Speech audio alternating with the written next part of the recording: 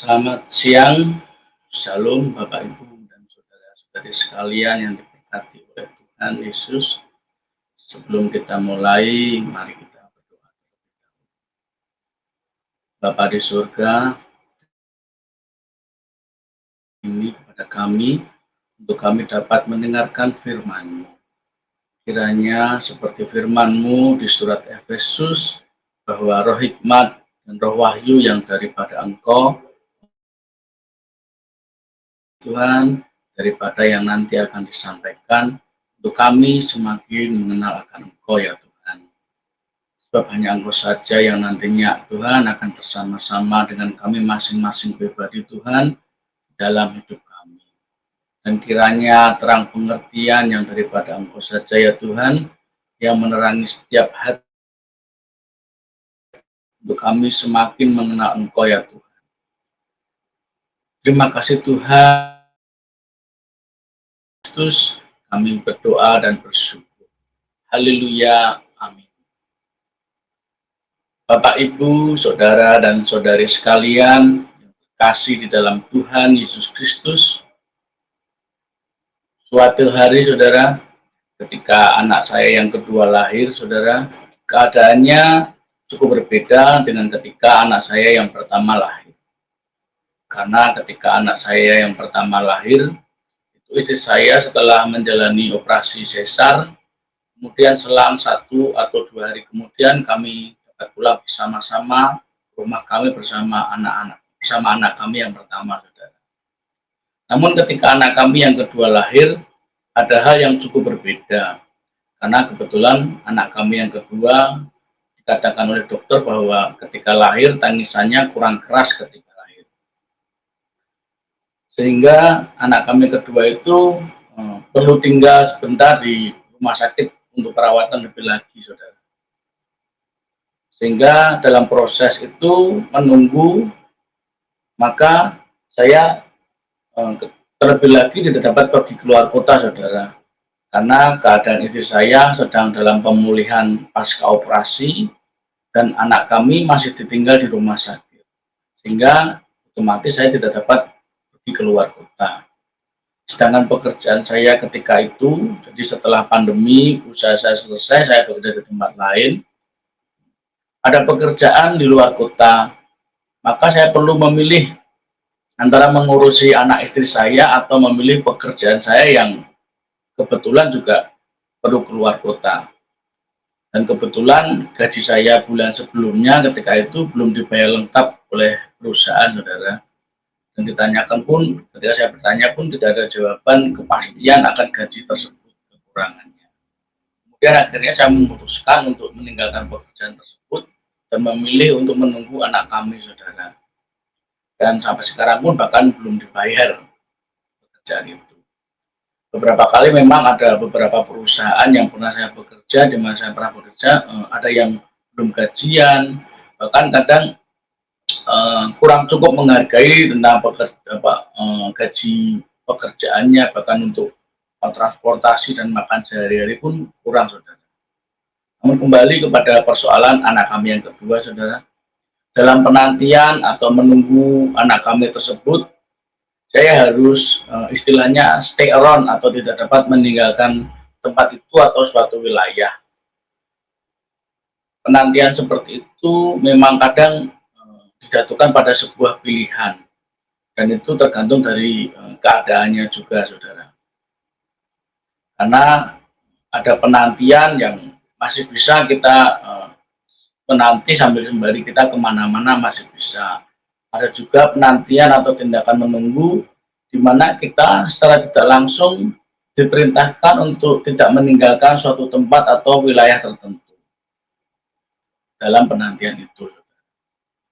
Saat ini kita akan membahas hasil temuan saya antara perbandingan antara bahasa Yunani dari bahasa asli Perjanjian Baru dengan bahasa Ibrani, yaitu bahasa asli dari Perjanjian Lama itu sendiri, Saudara. Yang ternyata memiliki kesamaan artinya, Saudara, antara bahasa Yunani dan bahasa Ibrani. Bahasa Yunani yang saya temukan mengenai arti menanti itu adalah perimeno, dan dalam bahasa Ibraninya cakah. Keduanya memiliki arti kesamaan, yaitu await atau menunggu. Selain itu pula ada arti lainnya dari kata perimeno itu, saudara. Kata perimeno dalam perjanjian baru itu juga memiliki arti stay around atau tidak meninggalkan suatu tempat. Mari kita baca perikop dari ayat Alkitabnya, saudara. Apakah seperti demikian? Dalam Kisah Para Rasul 1 ayat pertama sampai 14. Kisah Para Rasul 1 ayat 1 sampai 14. Hai Theophilus, dalam bukuku yang pertama, aku menulis tentang segala sesuatu yang dikerjakan dan diajarkan Yesus. Sampai pada hari ia terangkat, sebelum itu ia telah memberi perintahnya oleh Roh Kudus kepada rasul-rasul yang dipilihnya. Kepada mereka ia menunjukkan dirinya setelah penderitaannya selesai. Dan dengan banyak tanda, ia membuktikan bahwa ia hidup. Sebab selama 40 hari, ia berulang-ulang menampakkan diri dan berbicara kepada mereka tentang kerajaan Allah.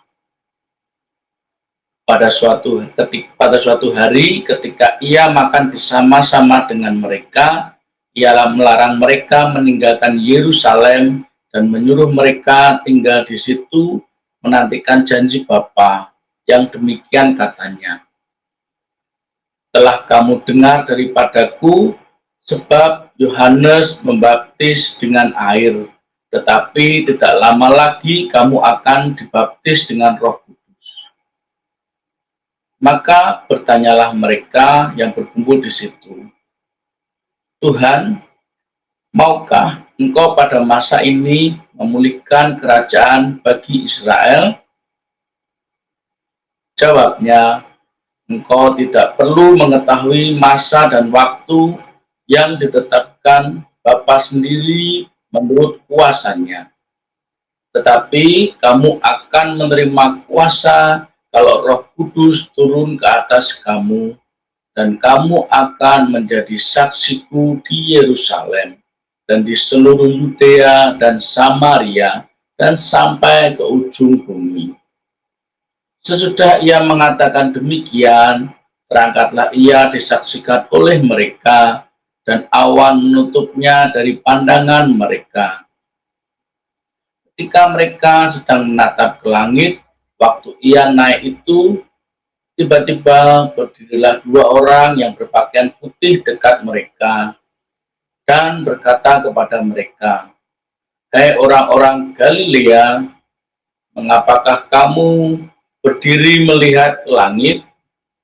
Yesus ini yang terangkat ke surga meninggalkan kamu akan datang kembali dengan cara yang sama seperti kamu melihat dia naik ke surga. Maka kembalilah rasul-rasul itu ke Yerusalem dari bukit yang disebut Bukit Zaitun, yang hanya seperjalanan sabat saja jauhnya dari Yerusalem. Setelah mereka tiba di kota, naiklah mereka ke ruang atas, tempat mereka menumpang. Mereka itu ialah Petrus dan Yohanes, Yakobus dan Andreas, Filipus dan Thomas, Bartolomeus dan Matius, Yakobus bin Alfeus, dan Simon orang Zelot, dan Yudas bin Yakobus.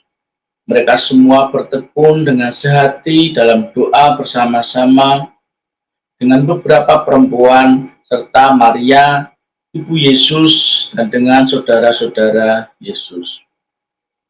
Demikian firman Tuhan.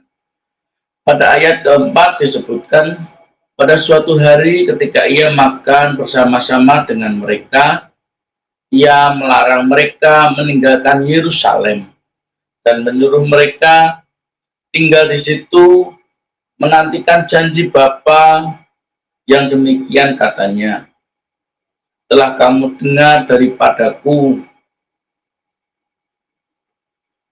Ketika itu para murid Tuhan Yesus Kristus diperintahkan oleh Tuhan untuk tidak meninggalkan Yerusalem.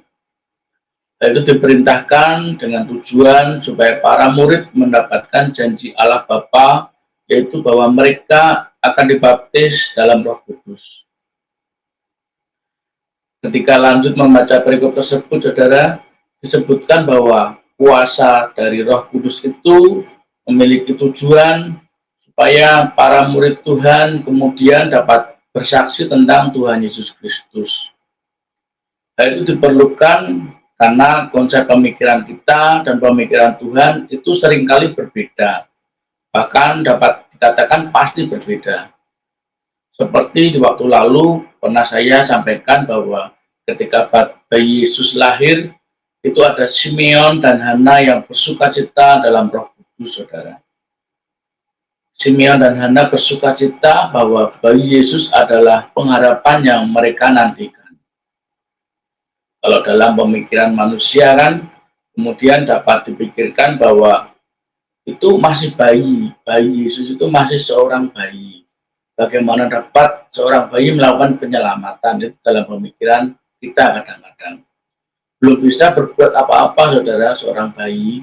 Bahkan kalau bayi itu bertambah besar, bertambah dewasa pun, maka kemungkinan besarnya Hana dan Simeon itu sudah meninggal, saudara.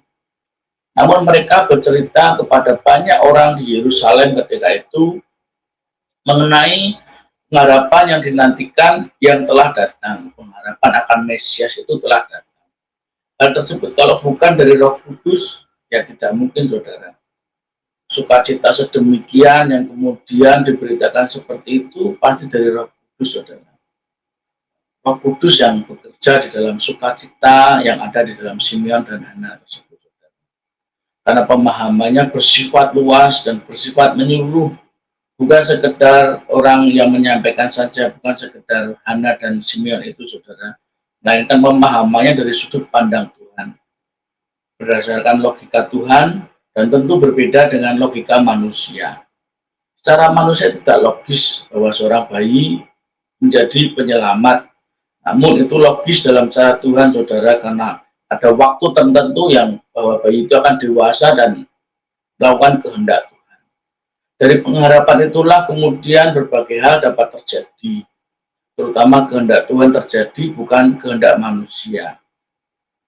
Saya pribadi juga pernah mengalami yang disebut baptisan Roh Kudus itu, saudara. Pada sekitar tahun 2002 atau 2003 lalu, saya pernah mengalami baptisan Roh Kudus. Dan itu kemudian menjadi juga bagian di mana setelah lama juga mempelajari dan membaca Alkitab. Maka setelah itu baru kemudian berani untuk membahas Alkitab dan mulai bercerita pengalaman bersama Tuhan. Itu kisah lainnya dari saya, saudara. Saat ini kita membahas mengenai para murid Tuhan Yesus yang diminta menunggu di Yerusalem untuk menantikan janji dari Allah Bapa, yaitu mengenai pencurahan Roh Kudus kepada para murid sebagai janji dari Bapa. Dan setelah beberapa lama, jadi itu menunggunya bukan besok, saudara. Masih menunggu beberapa hari, bahkan beberapa minggu kalau di ayat tersebut. Jadi janji itu bukan hanya besok untuk menunggu, tapi masih menunggu beberapa hari. Kemudian terjadi sesuatu. Mari kita baca perikop Alkitabnya, saudara. Kisah Para Rasul pasal 2 ayat pertama sampai ayat ke-47. Kisah Para Rasul. Ketika tiba hari Pentakosta, semua orang percaya berkumpul di satu tempat. Tiba-tiba turunlah dari langit suatu bunyi seperti tiupan angin keras yang memenuhi seluruh rumah di mana mereka duduk. Dan tampaklah kepada mereka lidah-lidah seperti nyala api yang bertebaran dan hingga pada mereka masing-masing. Maka penuhlah mereka dengan Roh Kudus. Lalu mereka mulai berkata-kata dalam bahasa-bahasa lain, seperti yang diberikan oleh Roh itu kepada mereka untuk mengatakannya. Waktu itu di Yerusalem diam orang-orang Yahudi yang saleh dari segala bangsa di bawah kolong langit. Ketika turun bunyi itu, berkerumunlah orang banyak.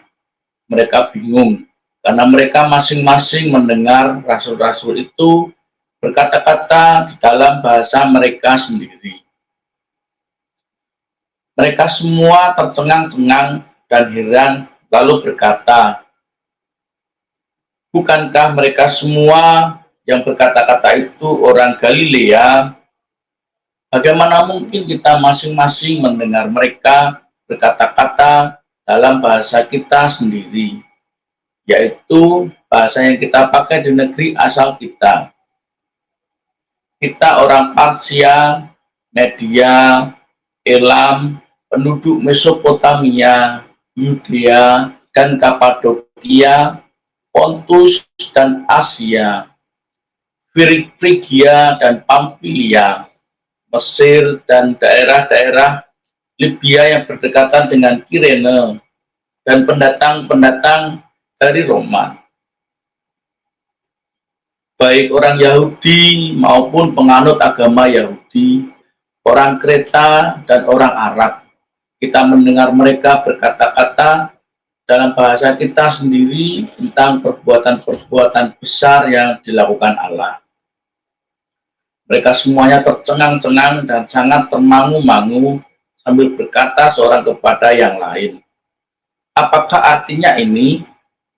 Tetapi orang lain menyindir, "Mereka sedang mabuk oleh anggur manis." Maka bangkitlah Petrus berdiri dengan ke-11 rasul itu, dan dengan suara nyaring ia berkata kepada mereka, kamu orang Yahudi dan kamu semua yang tinggal di Yerusalem, ketahuilah dan camkanlah perkataanku ini. Orang-orang ini tidak mabuk seperti yang kamu sangka, karena hari baru pukul 9. Tetapi itulah yang difirmankan Allah dengan perantaraan Nabi Yoel.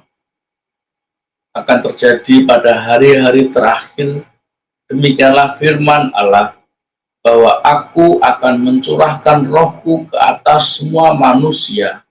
Maka anak-anakmu laki-laki dan perempuan akan bernubuat, dan teruna-terunamu akan mendapat penglihatan-penglihatan,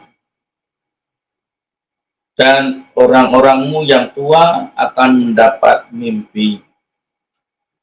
Juga ke atas hamba-hambaku laki-laki dan perempuan akan kucurahkan rohku pada hari-hari itu, dan mereka akan bernubuat. Dan aku akan mengadakan mujizat-mujizat di atas, di langit, dan tanda-tanda di bawah, di bumi, darah dan api dan gumpalan-gumpalan asap. Matahari akan berubah menjadi gelap gulita, dan bulan menjadi darah sebelum datangnya hari Tuhan, hari yang besar dan mulia itu. Dan barang siapa yang berseru kepada nama Tuhan akan diselamatkan. Hai orang-orang Israel, dengarlah perkataan ini. Yang aku maksudkan ialah Yesus dari Nazaret, seorang yang telah ditentukan Allah dan yang dinyatakan kepadamu dengan kekuatan-kekuatan dan mujizat-mujizat dan tanda-tanda yang dilakukan oleh Allah dengan perantaraan Dia di tengah-tengah kamu, seperti yang kamu tahu. Dia yang diserahkan Allah menurut maksud dan rencananya telah kamu salibkan dan kamu bunuh oleh tangan bangsa-bangsa durhaka. Tetapi Allah membangkitkan Dia dengan melepaskan Dia dari sengsara maut. Karena tidak mungkin Ia tetap berada dalam kuasa maut itu. Sebab Daud berkata tentang Dia, "Aku senantiasa memandang kepada Tuhan, karena Ia berdiri di sebelah kananku, aku tidak goyah. Sebab itu hatiku bersuka cita dan jiwaku bersorak-sorak. Bahkan tubuhku akan diam dengan tenteram. Sebab Engkau tidak menyerahkan aku kepada dunia orang mati, dan tidak membiarkan orang kudus-Mu melihat kebinasaan. Engkau memberitahukan kepadaku jalan kehidupan. Engkau akan melimpahi aku dengan sukacita di hadapan-Mu. Saudara-saudara, aku boleh berkata-kata dengan terus terang kepadamu tentang Daud, bapa bangsa kita. Ia telah mati dan dikubur, dan kuburannya masih ada pada kita sampai hari ini. Tetapi ia adalah seorang nabi, dan ia tahu bahwa Allah telah berjanji kepadanya dengan mengangkat sumpah bahwa ia akan mendudukkan seorang dari keturunan Daud sendiri di atas tahtanya.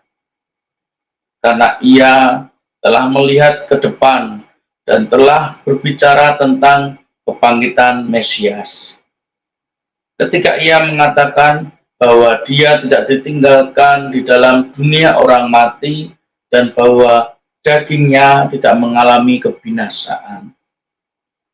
Yesus inilah yang dibangkitkan Allah, dan tentang hal itu kami semua adalah saksi.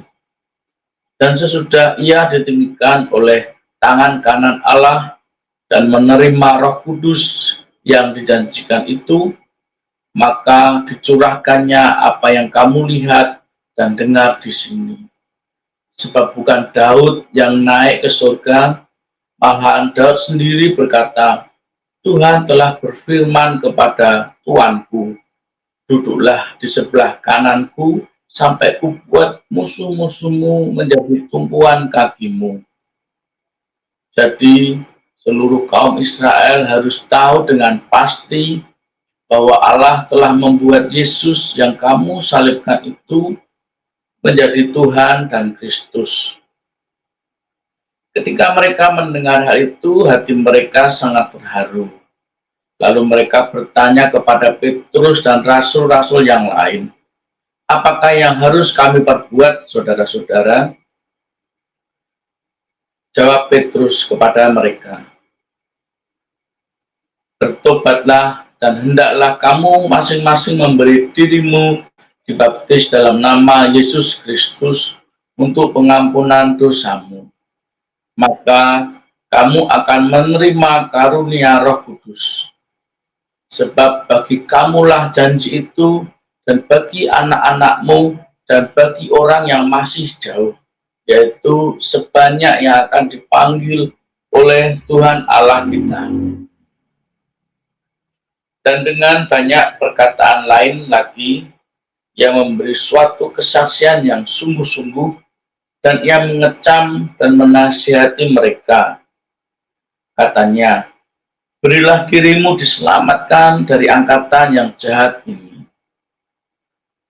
Orang-orang yang menerima perkataannya itu memberi diri dibaptis, dan pada hari itu jumlah mereka bertambah kira-kira 3.000 jiwa. Mereka bertekun dalam pengajaran rasul-rasul dan dalam persekutuan. Dan mereka selalu berkumpul untuk memecahkan roti dan berdoa. Maka ketakutanlah mereka semua.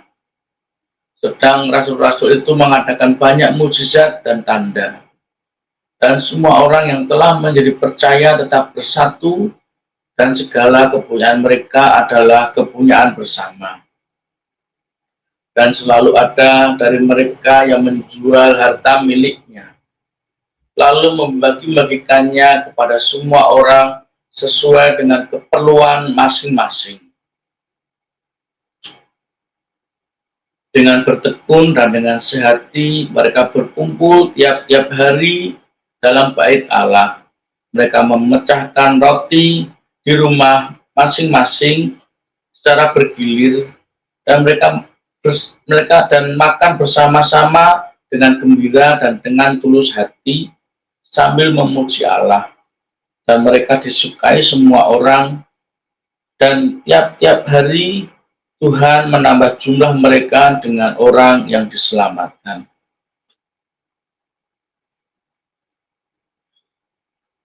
Jadi saudara, setelah para murid Tuhan Yesus itu menerima baptisan Roh Kudus itu, mereka menerima baptisan Roh Kudus, Kemudian mereka berkata-kata mengenai kesaksian-kesaksian dengan bahasa-bahasa yang berbeda-beda. Sehingga orang-orang yang di Yerusalem ketika itu, yang mereka berasal dari tempat perantauan di berbagai wilayah, mereka mendengar para murid Tuhan itu berkata-kata dengan bahasa-bahasa yang dari daerah perantauan mereka, saudara.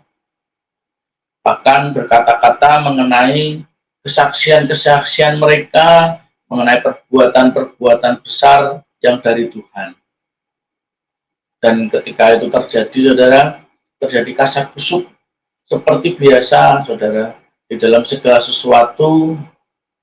Ketika ada sesuatu yang terjadi, ada juga orang-orang yang menyindir, mencibir, bahkan kadang seringkali menghujat, saudara. Di waktu itulah kemudian Rasul Petrus menyampaikan apa yang terjadi. Rasul Petrus bukan ikutan menghujat, saudara, bahkan bukan ikutan menyindir, karena Rasul Petrus pun mengalaminya sendiri. Jadi kalau orang yang mengalami juga, mereka tidak akan menyindir, tidak akan menghujat. Tapi orang-orang yang tidak mengalami seringkali menyindir dan menghujat. Jadi kemungkinan kalau ada orang yang tidak mengalami akan menyindir duluan, mencibir duluan, bahkan menghujat dulu. Sampai mereka dapat mengalami sendiri, baru mereka tidak mungkin menghujat atau tidak mungkin menyindir. Pengalaman mereka yaitu ketika Rasul Petrus yang penuh Roh Kudus berkhotbah dan kuasa dari Roh Kudus bekerja, maka banyak orang menjadi percaya oleh karena Roh Kudus. Saudara, belum tentu orang langsung percaya itu karena orang mengerti apa yang dikatakan oleh Rasul Petrus, melainkan itulah kuasa Roh Kudus, saudara. Namun tidak semua orang lantas bertobat, saudara. Karena ada juga orang-orang yang tidak bertobat setelah mendengarkan dari khotbah dari Rasul Petrus. Apalagi orang-orang yang masih berharap kepada pengharapan mereka yang berbeda dari maksud dan rencana Tuhan. Tentu mereka belum mau bertobat, saudara. Kalau pengharapan mereka berbeda dari maksud dan kehendak Tuhan. Dan itu wajar, memang demikian. Tidak lantas semua orang menjadi percaya, itu wajar. Itu mungkin hanya Tuhan Yesus sendiri yang dapat melakukan untuk membuat orang itu menjadi percaya, saudara. Seperti ketika Tuhan Yesus hendak ditangkap di Taman Getsemani. Itu Tuhan Yesus dapat membuat semua orang itu terjatuh ketika mereka bertanya mengenai Tuhan Yesus.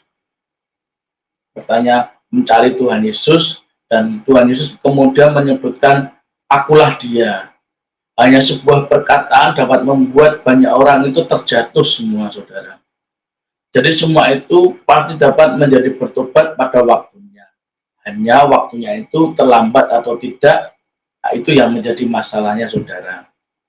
Orang akan terlambat untuk bertobat atau tidak, itu menjadi keadaan nantinya, saudara.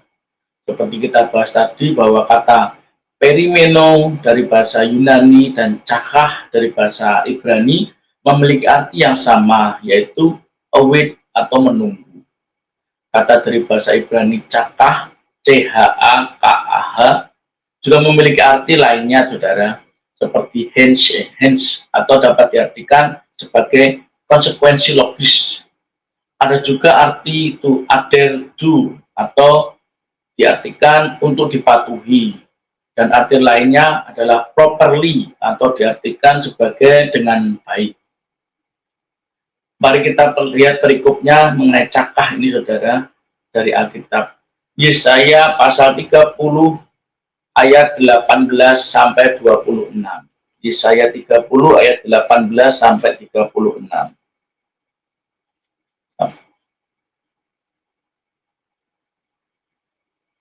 Sebab itu Allah menanti-nantikan saatnya hendak menunjukkan kasih-Nya kepada kamu. Sebab Ia bangkit hendak menyayangi kamu. Sebab Tuhan adalah Allah yang adil. Berbahagialah semua orang yang menanti-nantikan Dia. Sungguh hai bangsa di Sion yang diam di Yerusalem, engkau tidak akan terus menangis. Tentulah Tuhan akan mengasihani engkau apabila engkau berseru-seru pada saat Ia mendengar teriakmu, Ia akan menjawab, dan walaupun Tuhan memberi kamu roti dan air serba sedikit, namun pengajarmu tidak akan menyembunyikan diri lagi, tetapi matamu akan terus melihat dia, dan telingamu akan mendengar perkataan ini dari belakangmu. Inilah jalan, berjalanlah mengikutinya. Entah kamu menganan atau mengiri.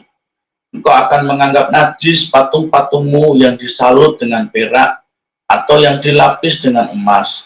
Engkau akan membuangnya seperti kain cemar sambil berkata kepadanya, keluar.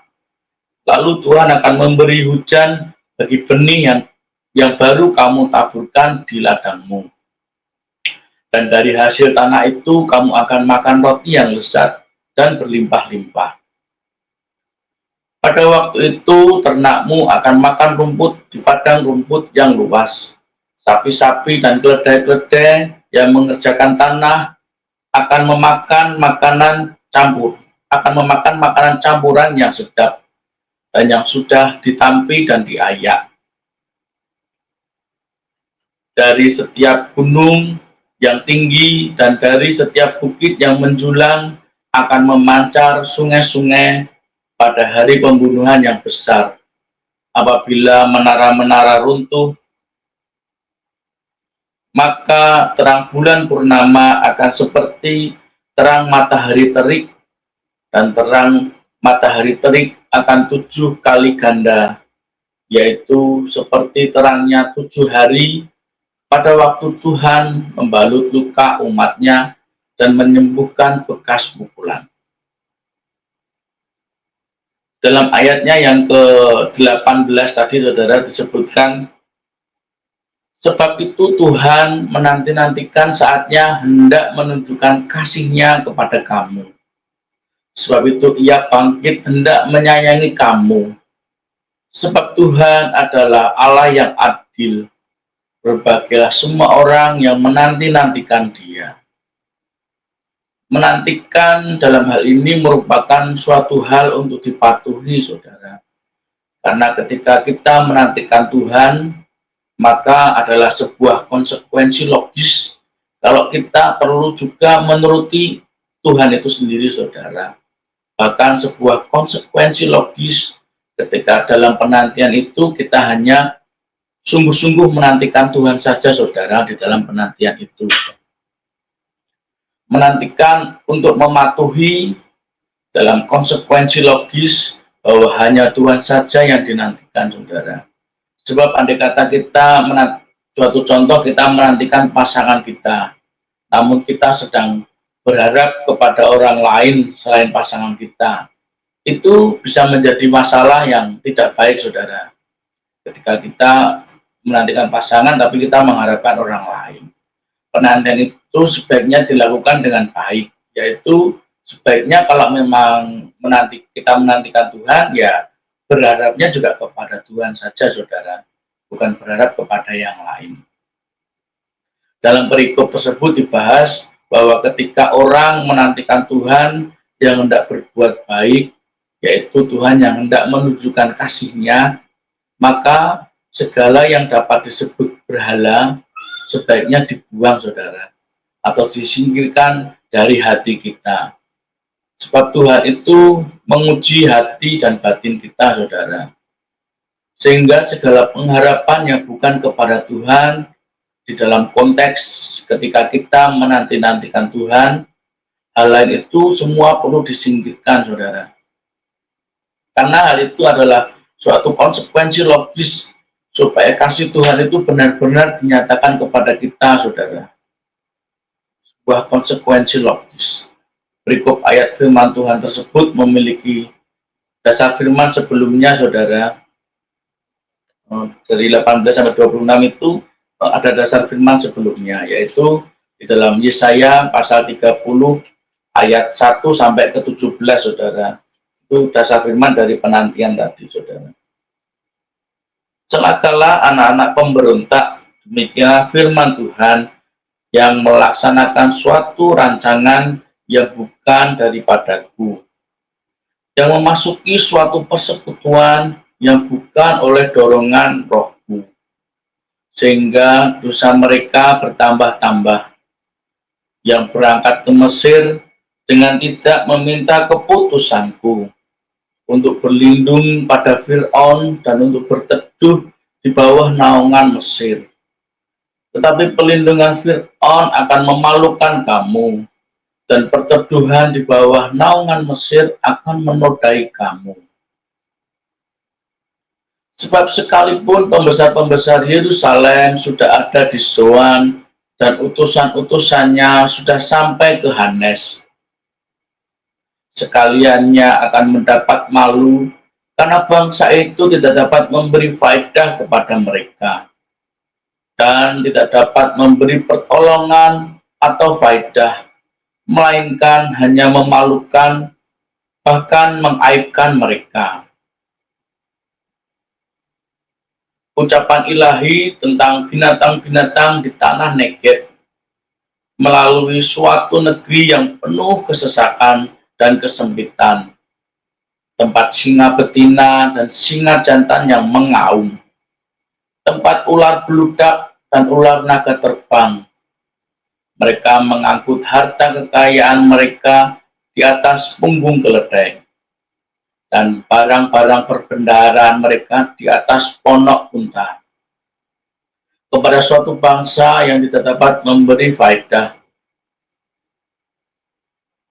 yakni Mesir, yang memberi pertolongan yang tak berguna, sebab yang tak berguna dan percuma. Sebab itu aku menamainya begini, Rahab yang dibuat menganggur. Maka sekarang pergilah, tulislah itu di depan mata mereka di suatu loh, dan cantumkanlah di suatu kitab, supaya itu menjadi kesaksian untuk waktu yang kemudian, sampai selama-lamanya. Sebab mereka itu suatu bangsa pemberontak, anak-anak yang suka bohong, anak-anak yang enggan mendengar akan pengajaran Tuhan, yang mengatakan kepada para tukang tilik, jangan menilik, dan kepada para pelihat, janganlah lihat bagi kami hal-hal yang benar, tapi katakanlah kepada kami hal-hal yang manis. Lihatlah bagi kami hal-hal yang semu, menyisilah dari jalan dan ambillah jalan lain. Janganlah susahi kami dengan Yang Maha Kudus Allah Israel.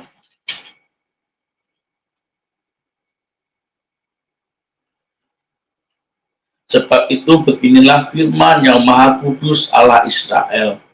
Oleh karena kamu menolak firman ini dan mempercayakan diri kepada orang-orang pemeras dan yang berlaku serong dan bersandar kepadanya, maka sebab itu bagimu dosa ini akan seperti pecahan tembok yang mau jatuh, tersembul keluar pada tembok yang tinggi, yang kehancurannya datang dengan tiba-tiba, dalam sekejap mata, seperti kehancuran tempayan tukang periuk yang diremukkan dengan tidak kenal sayang, sehingga di antara remukannya tidak terdapat satu keping pun yang dapat dipakai untuk mengambil api dari dalam tungku atau mencedok air dari dalam bak.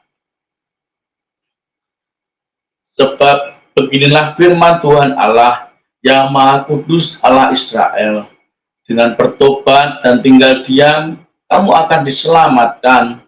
Dalam tinggal tenang dan percaya terletak kekuatanmu, tetapi kamu enggan. Kamu berkata, bukan, kami mau naik kuda dan lari cepat, maka kamu akan lari dan lenyap.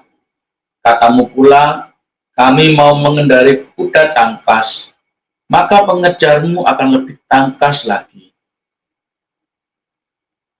1000 orang akan lari melihat ancaman 1 orang, terhadap ancaman 5 orang kamu akan lari, sampai kamu ditinggalkan seperti tonggak isyarat di atas puncak gunung dan seperti panji-panji di atas bukit.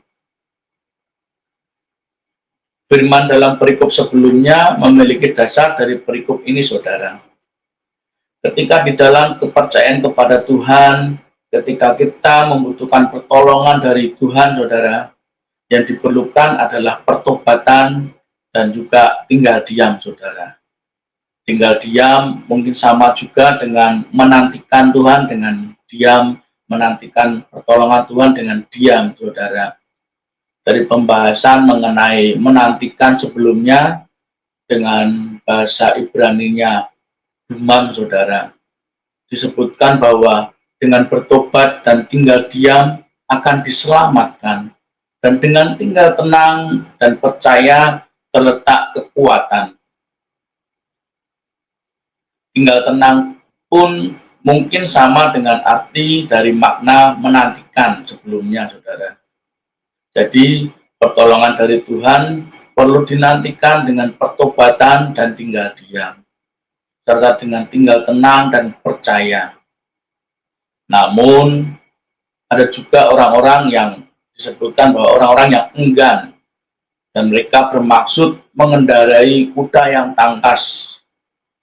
Mengendarai kuda tangkas itu mempunyai makna bahwa mereka lebih mengandalkan kekuatannya mereka sendiri, ataupun mereka mengandalkan kekuatan dari orang lain.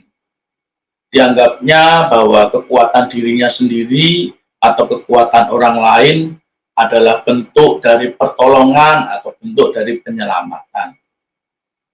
Karenanya ada banyak oknum-oknum orang yang kemudian memilih mencari petunjuk dari orang-orang yang kadang-kadang tidak benar, saudara. Dalam arti orang-orang yang tidak juga menantikan Tuhan. Memang kadang orang seakan-akan mereka mengandalkan Tuhan, saudara.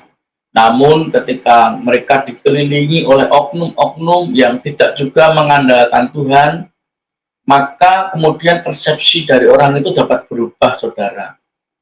Sudut pandangnya itu dapat berubah karena saran dan masukan yang mereka terima bukan dari saran atau masukan dari orang-orang yang menantikan Tuhan.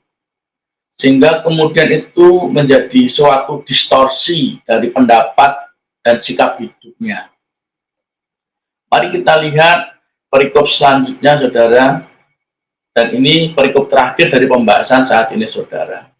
Mazmur yang ke-33 ayat atau 33 atau pertama sampai ayat yang ke-22.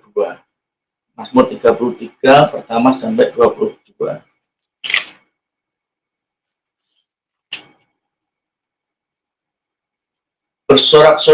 Bersorak-sorailah hai orang-orang benar dalam Tuhan, sebab memuji-muji itu layak bagi orang-orang jujur. Bersyukurlah kepada Tuhan dengan kecapi, bermazmurlah baginya dengan gambu 10 tali. Nyanyikanlah baginya nyanyian baru, petiklah kecapi baik-baik dengan sorak-sorai, sebab firman Tuhan itu benar. Segala sesuatu dikerjakannya dengan kesetiaan. Ia senang kepada keadilan dan hukum. Bumi penuh dengan kesetiaan Tuhan. Oleh firman Tuhan, langit telah dijadikan. Oleh nafas dari mulutnya, segala tentaranya. Ia mengumpulkan air laut seperti dalam bendungan. Ia menaruh samudera raya ke dalam wadah. Biarlah segenap bumi takut kepada Tuhan. Biarlah semua penduduk dunia gentar terhadap Dia. Sebab Dia berfirman, maka semuanya jadi. Dia memberi perintah, maka semuanya ada. Tuhan menggagalkan rencana bangsa-bangsa. Ia meniadakan rancangan suku-suku bangsa. Tetapi rencana Tuhan tetap untuk selama-lamanya. Rancangan hatinya turun-temurun. Berbahagialah bangsa yang Allahnya ialah Tuhan, suku bangsa yang dipilihnya menjadi miliknya sendiri. Tuhan memandang dari surga, Ia melihat kepada semua anak manusia. Dari tempat kediamannya, Ia menilik semua penduduk bumi. Dia yang membentuk hati mereka sekalian, yang memperhatikan segala pekerjaan mereka. Seorang raja tidak akan selamat oleh besarnya kuasa. Seorang pahlawan tidak akan tertolong oleh besarnya kekuatan.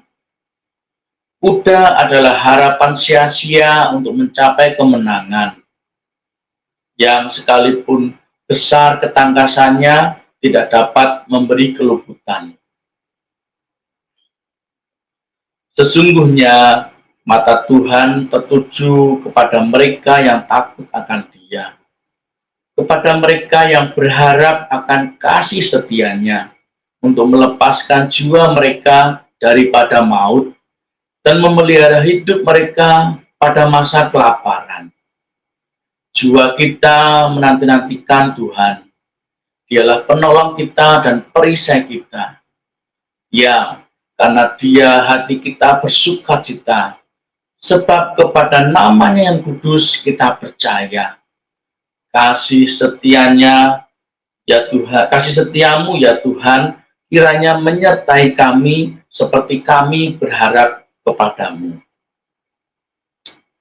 Dalam perikop tersebut, saudara, pada ayatnya yang ke-20 dinyatakan, jiwa kita menanti-nantikan Tuhan, Dialah penolong kita dan perisai kita. Inti dari menantikan Tuhan adalah Tuhan sebagai penolong dan perisai kita, saudara. Entah itu penantian kedatangan Tuhan Yesus yang kedua kalinya, entah itu penantian Tuhan kalau kita akan meninggal, entah itu menantikan Tuhan dalam ketika keadaan kita terdesak, saudara. Entah itu penantian Tuhan terhadap hal apapun juga, saudara. Tujuannya sama, supaya kita mengalami Tuhan sebagai penolong dan perisai kita. Pertolongan dari Tuhan itulah, saudara, yang kita nanti-nantikan. Saya heran juga, saudara, dengan orang yang akan menghujat, menyindir mengenai menantikan Tuhan. Karena mungkin orang tersebut belum pernah menanti-nantikan Tuhan di dalam hidupnya, saudara. Mungkin orang tersebut belum pernah mengalami pertolongan Tuhan dari penantiannya. Sehingga kemudian keadaannya orang tersebut menjadi kecewa atau apapun juga, saudara. Karena bukan orang yang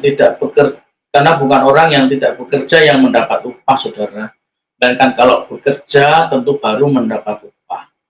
Demikian juga ketika kita menantikan Tuhan, maka kita akan kemudian mengalami pertolongan dari Tuhan dalam bentuk yang terserah juga Tuhan juga mau menolong bagaimana.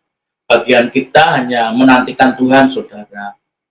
Memang kadang kalau Tuhan berkehendak memberi pertolongan pun dapat juga kita tanpa menantikan Tuhan. Kalau itu kehendak Tuhan, saudara. Ada juga contoh yang demikian juga. Namun itu mungkin dalam rancangan Tuhan yang lebih lagi, saudara.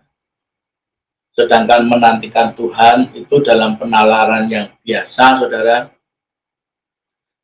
Penalaran dalam pemikiran yang tidak jauh dari keadaan kita, karena kita membutuhkan pertolongan dari yang lebih tinggi, pertolongan dari yang lebih kuat, dan pertolongan dari yang lebih dari segalanya, saudara. Ya, otomatis kita perlu menantikan Tuhan. Kecuali kalau kita sudah mengandalkan diri sendiri atau bahkan kita mengandalkan kekuatan orang lain, nah, itu sendiri sudah bukan bagian dari mengandalkan Tuhan, saudara. Saya rasa hal itu merupakan pengajaran dunia yang disebutkan dalam perikop sebelumnya, bahwa itu ditentang oleh Tuhan, mengandalkan diri sendiri itu ditentang oleh Tuhan, saudara. Suatu penantian, terlebih penantian kepada Tuhan, itu adalah konsekuensi logis, di mana ketika harapannya kita adalah pertolongan yang dari Tuhan. Dan suatu konsekuensi logis pula, kemudian untuk kita mematuhi dari kehendak Tuhan, ketika kita menanti-nantikan Tuhan itu, saudara. Hal tersebut seringkali menimbulkan suatu pilihan yang tidak mudah. Namun menantikan Tuhan itu memiliki tujuan supaya segala sesuatu nantinya akan terjadi dengan baik, saudara. Setelah kita menantikan Tuhan itu. Sebab dari Tuhanlah berasal segala sesuatu yang baik, bahkan yang terbaik bagi setiap kita, saudara. Haleluya.